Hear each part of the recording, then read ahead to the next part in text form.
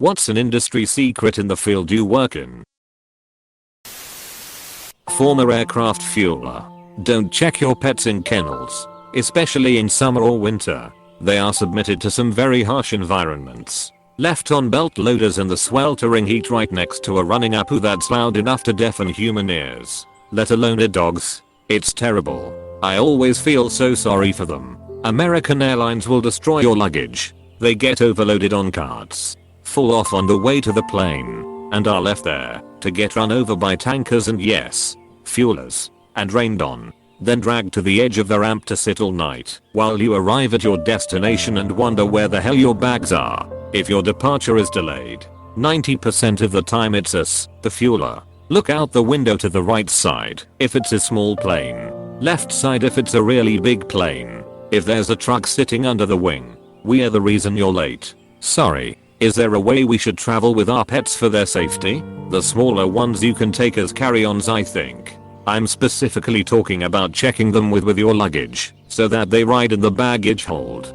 Honestly, I'd recommend not taking them at all if you can't keep them with you the whole time. So how would someone safely transport a larger pet if driving to their destination isn't feasible? Like you said, only small dogs are allowed as carry-ons. Former Bath and Body Works associate here. The scents they discontinue will come back with a different name and new marketing. They're just recycling the scents used to screen resumes for small companies. Job requirements are more of a wish list situation. Never let some unchecked boxes deter you from applying. You have no idea what the applicant pool is like. The biggest boon, especially at small companies, is someone who legitimately cares. Literally got a job last week that I was unqualified for. I said, fuck it. I'm running out of places to apply. Let's give it a shot. Couple days later they replied, set up an interview, and I somehow have a job tomorrow morning during a pandemic. Just go for it. Can't hurt you. I've been browsing jobs recently and that's the thing I'm so nervous about. I'm in school still, and I don't have any hands-on experience yet. And I feel so completely unqualified for all jobs I see. Just apply. Worst that can happen is they say no.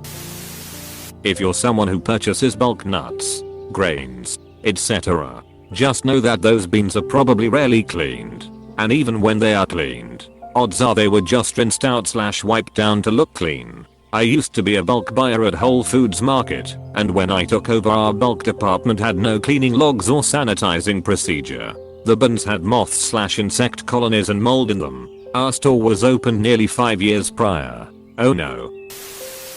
The cheapest bottle of wine in the restaurant has the biggest markup, and your $6 glass of sangria might actually just be boxed wine with some fruit in it. Very likely that it's made from all the bottles of wine that have been open for a week or two. Everything at the Container Store exists and is cheaper at Lowe's. You just made me so happy. I love Container Store but so expensive. A lot of librarians will waive you fines if you have an excuse and you don't ask her frequently, even large fines. Also, librarians don't care about your fines and aren't judging you. Please come back. We personally have more fines than you. Librarians are always overdue with their books.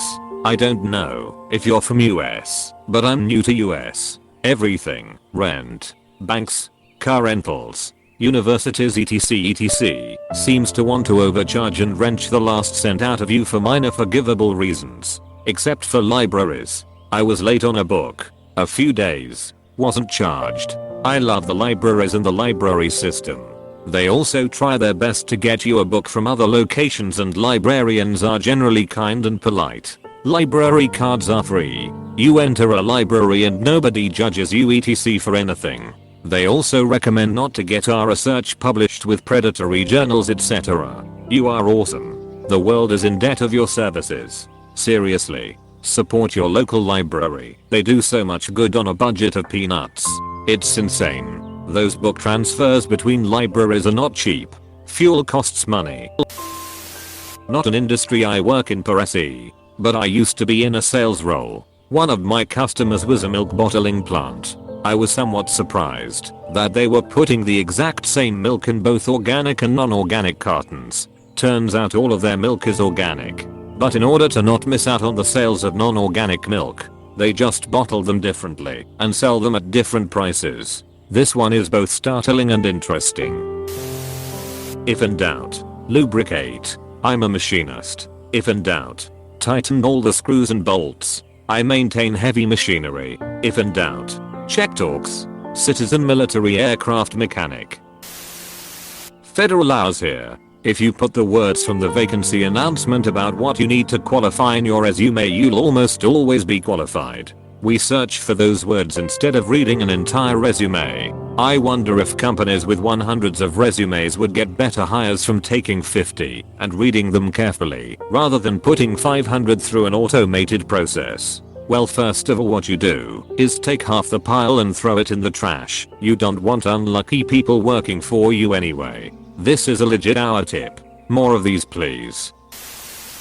In Microsoft Office, Word specifically, you can upload recorded interviews and it will transcribe it and ever have speaker 1 and speaker 2, 3 and 4. Basically, eliminating a huge annoying part of the job. Why? But how? Go to Home, Dictate drop down, Transcribe. Select Upload Audio. Choose an audio file from the file picker. Transcribe currently supports WAV, MP4, M4A, MP3 formats. This is amazing. Amusement park ride operator here. If your kid is crying and you want us to stop the ride, even if we want to, it's not gonna stop immediately. The carousel will spin a few more circles or the ship will swing a few more times before stopping. The only exceptions is the emergency stop, which will absolutely F up the ride for a while if we press it. Hence we only use it in actual life-threatening situations. The best thing you can do is try to get your kid to calm down as the ride comes to a stop, and no, yelling stop the ride at us does not make it stop any faster. At Goodwill, we don't clean anything that we sell, and we get some really gross stuff that touches everything else. So next time you buy something from Goodwill, wash it well. Then why does it all smell that same distinctive chemical smell? Do you douse it with something? Mine didn't, but I wouldn't be surprised if after closing they just spray a shitload of disinfectant everywhere. I'm a fossil replicator, and apparently the industry secret is the fact that we exist. So many people are blown away to learn that most fossils they see in museums are replicas, not a fossil. But I remember the museum where I grew up had a replica of the world's largest piece of fool's gold. Not a replica of the world's largest piece of gold. Not the actual largest piece of fool's gold. A worthless copy of a worthless piece of iron pyrite. Fool's gold. The two fools cancel each other out, and that makes the gold real. Fool me once. Shame on you. Fool me twice. You can't get fooled again. You'd be surprised how willingly someone will do their job and even go above and beyond if you just compliment them for their professionalism, politeness, and how they are helping them.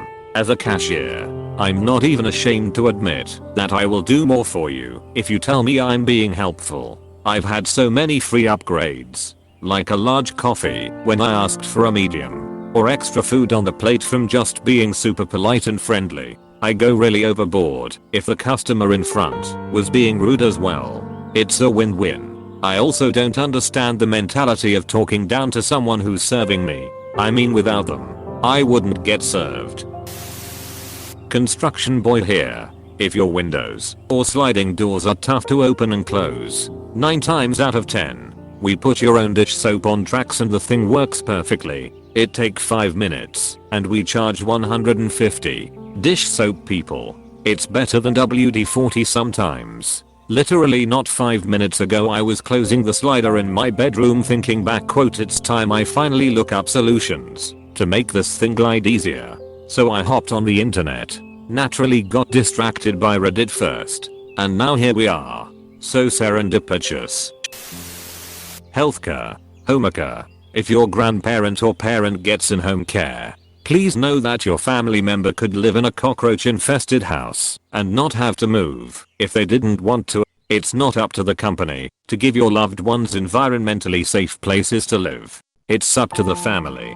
They can certainly try to persuade, but they can't force. Why do I know this? because I've been to the cockroach infested house where an 80-year-old woman lives. I have a mentally ill client that put bleach in his dog's water to help with its breath. I have a client who never cleans his cat box. I have a client who has a caved-in ceiling. I've called it in, but there is no help from the company. All they say is, there's nothing we can do. It's up to the family members. It's a sad thing, because there are so many family members and friends who really don't give a rest how some people are living. Sure, they'll visit, but do they clean the litter box? Do they make sure there are no cockroaches? Do they make sure the house is stable and not falling apart? Nope. They say they care and that they love the person, but they don't care enough to make sure they live in a healthy environment. It really worries me. Because if I imagine my own mother having such a deteriorated mind, and there were no other family members to help her, she could live in a rundown, cockroach infested house if she was stubborn enough. It frustrates me, because whereas the client does have rights, should they really have the right to live somewhere where their health could be at risk, where their caregivers could be at risk as well?